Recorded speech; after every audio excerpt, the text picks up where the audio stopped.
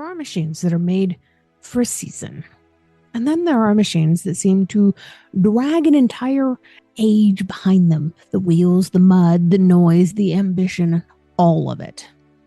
And on May 26th of 1927 at Highland Park, Michigan, the very last Ford Model T rolled from the line, and with it ended one of the strangest and most influential chapters in modern life.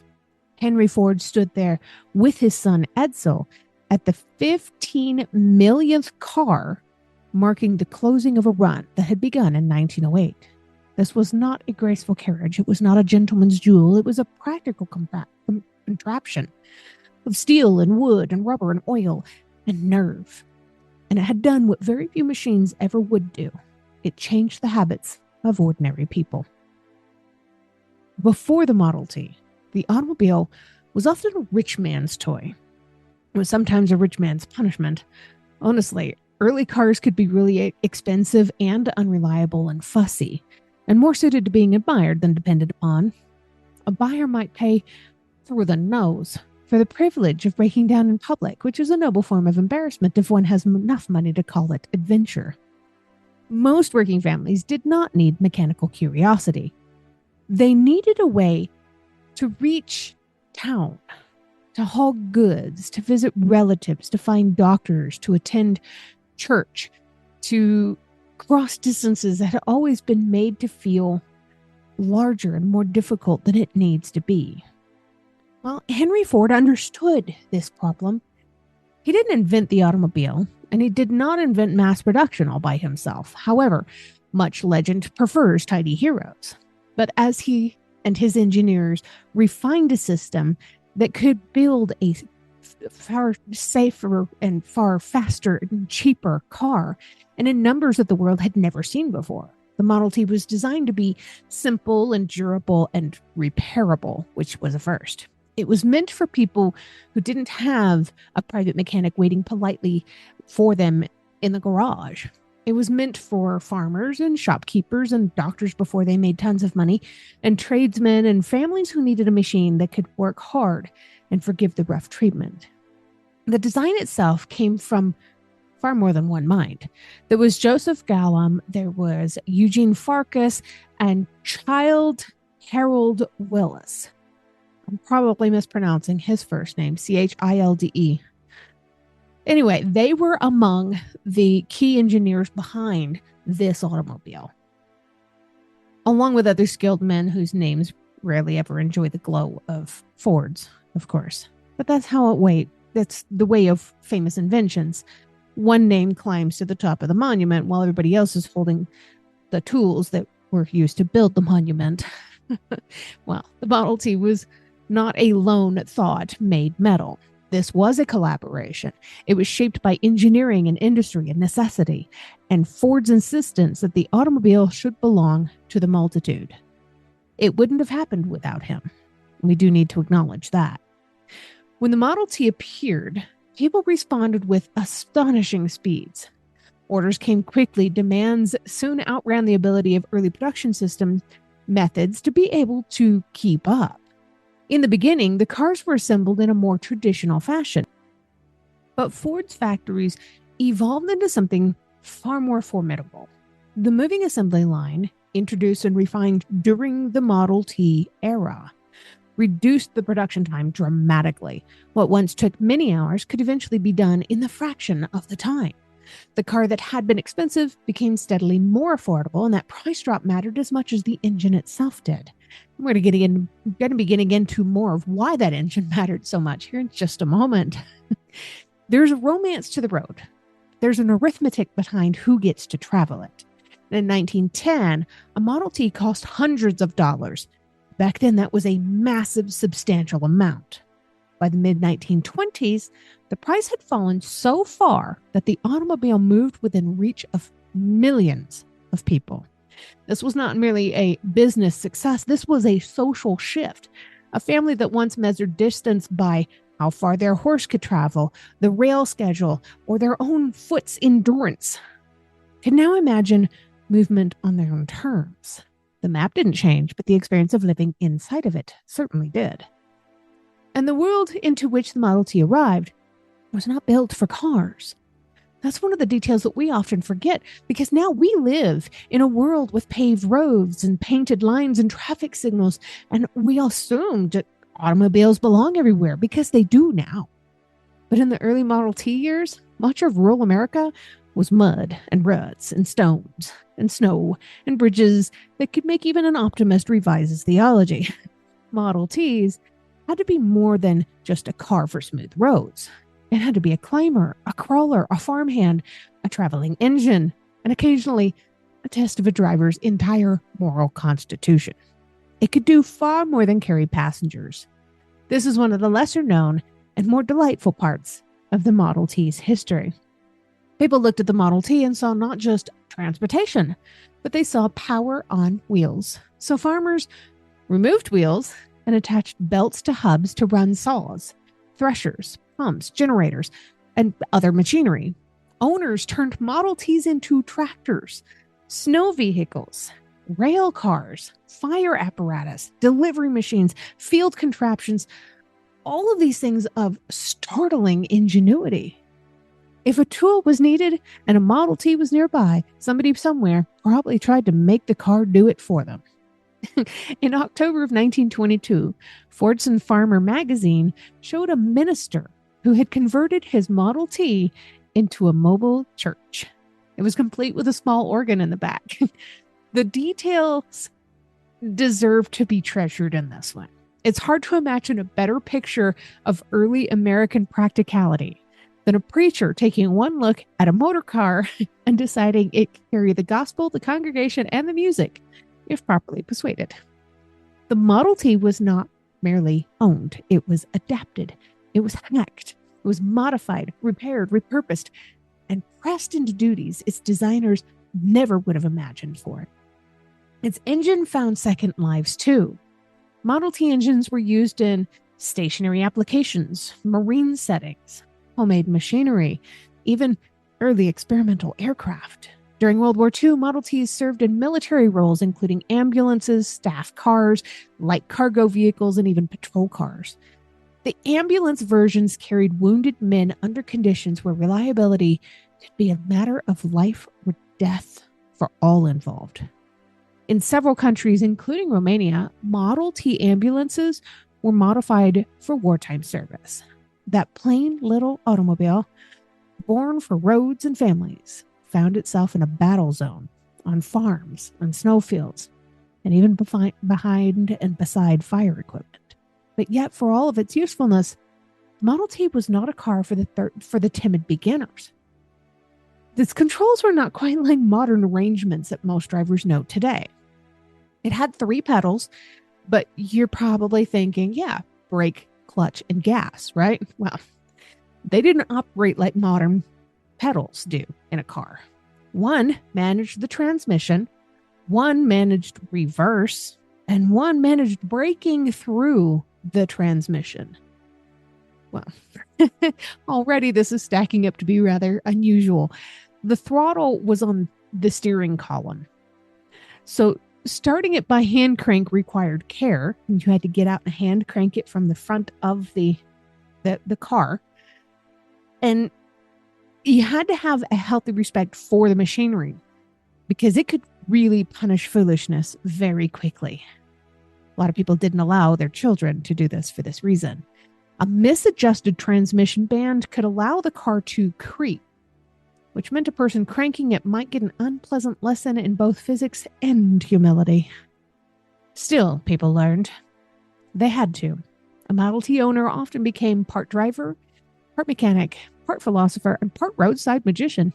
Repairs were commonly done with simple tools, spare parts, and wire, and a whole lot of determination. I saw my dad do a lot of this when I was a kid, and it wasn't on a Model T. The car alone was famous not because it was delicate, but because it wasn't. It could endure abuse and just keep going. It suited a country where roads were poor, distances were long, and mechanical reliability was not a luxury, but a form of independence. The famous story, of course, is that any customer could have a Model T in any color so long as it was black. Well, like many famous stories, It's only true after one has trimmed away the inconvenient parts. Early Model Ts were not available in just black. They appeared in colors like gray, green, and blue, and even red. By 1912, many were midnight blue with black fenders, sure. The black-only era came later, influenced by industrial choices and paint chemistries and pigment costs and durability and the needs for mass production. But the legendary black Model T had, in fact, a far more colorful youth. It became black later on out of necessity to keep the costs down for everyone else. That little correction matters because the Model T has been flattened by memory. We imagine one car, unchanging, black, rattling, universal. The truth is far more interesting. Over nearly 19 years, it changed repeatedly. Its hood, its cowl, its light, its body styles, wheels, tires, even its accessories. All of these things evolved.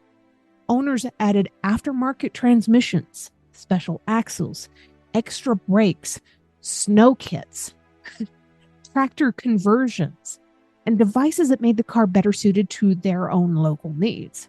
Ford may have sold the idea of the sameness, but the public lived a story of constant adaptation.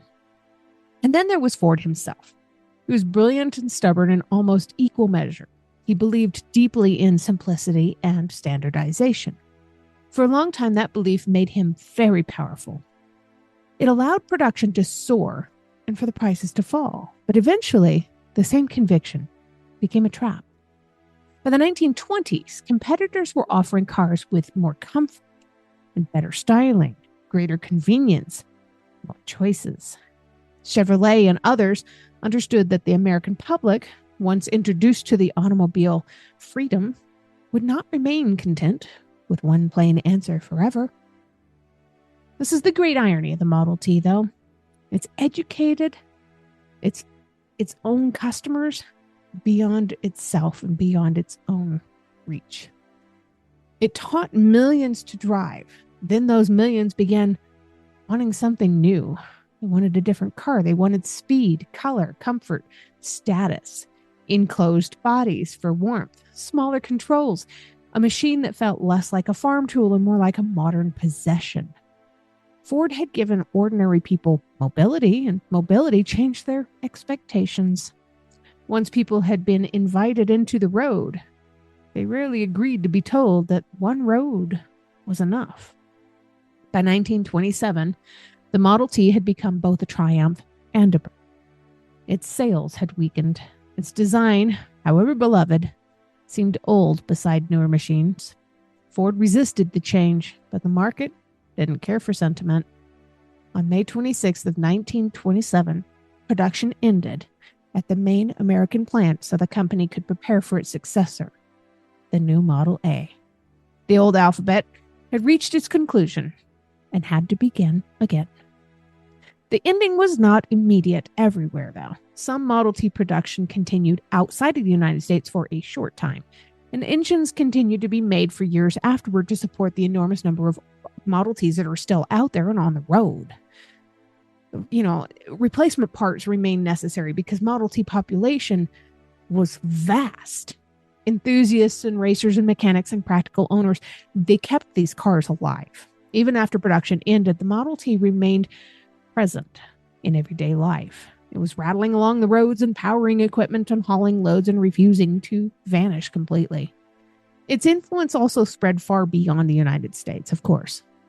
The Model T was one of the first truly global cars. And it's assembled or produced in multiple countries, including Canada, England, Argentina, Germany, France, Spain, Denmark, Norway, Belgium, Brazil, Mexico, Australia, and even Japan. In Europe after World War I, where horses had been lost in terrible, terrible numbers, the Model T offered a new source of power for farmers and tradespeople. It was not simply exported as an American product. This became a working machine in so many landscapes, long before what we think of as import automobiles. That's why the last Model T matters so much. It was not just the end of a production run. It was the end of a machine that had occupied Such a strange space between invention and folklore. It had been a car, a tractor, an ambulance, a chapel, a fire engine, a rail car, a snow flyer, a generator. This car was a symbol. It had taken the middle class into the motor age. It had turned factory efficiency into a household reality. It had made distance feel less absolute. The Model T did not make the modern world by itself, of course. No single machine does that. But it helped to make a modern world imaginable to ordinary people. It brought the automobile out of the world of luxury and into the world of routine. That's a greater transformation than glamour can offer. A rich man's car may impress the eyes, but an affordable car changes the week. It can change who can visit, who can trade, who can work farms, who can travel from home, who can reach a doctor, who can see the next town or the next state for pleasure rather than necessity. And perhaps that's why the Model T still lingers in memory with so much force and why it's such a beloved automobile even now. It was not beautiful in the usual way. It was not sleek. It did not flatter the driver like a polished touring machine made for boulevards, not the way it does these days. It had a charm. It was a useful object. It was the kind of thing that looked as if it could be fixed with tools from a barn, because so often it could be. It belonged to a time when progress came not as a smooth miracle, but as a rattling machine that demanded the owner participate in its survival. There's also something moving about the fact that the Model T's end came because it had succeeded too well. It had created a nation of drivers, and then those drivers grew restless. It had proved the automobile could be common. Then common people wanted refinement. It had shrunk the country, and people wanted to cross it in greater comfort. The Model T was not disregarded because it failed. It was overtaken because it had changed the world so much to make itself insufficient. So on May 26th, 1927, when the last Model T came off of the line, the moment contained both farewell and consequence. It was the closing of a factory chapter, but not the closing of its effects. The road would keep filling. Automobiles would go faster, smoother, more varied. The industry would become broader and more competitive. The American landscape would bend itself around cars in ways good, bad, and irreversible. The old Tin Lizzie, with its hard service and odd controls, she'd done her work. She had carried people across mud and into modernity. It had shown that a machine could be democratic, not by being perfect, but by being reachable. It had made the road a place for ordinary ambition. And if there's a moral in that old engine's rattle, perhaps it is this. Progress does not always arrive polished, handsome, and ready for applause. Sometimes it arrives crank-started, mud-splattered, and stubborn enough to drag a century behind it. So now I want to hear from you in the comments. What invention do you think changed ordinary life the most? Not because it was glamorous, because it was quite literally given to everyday people and giving them more freedom. My vote would be smartphones and the internet.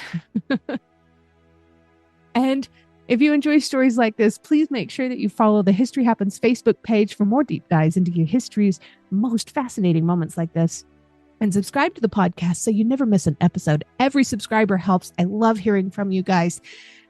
Thank you for watching.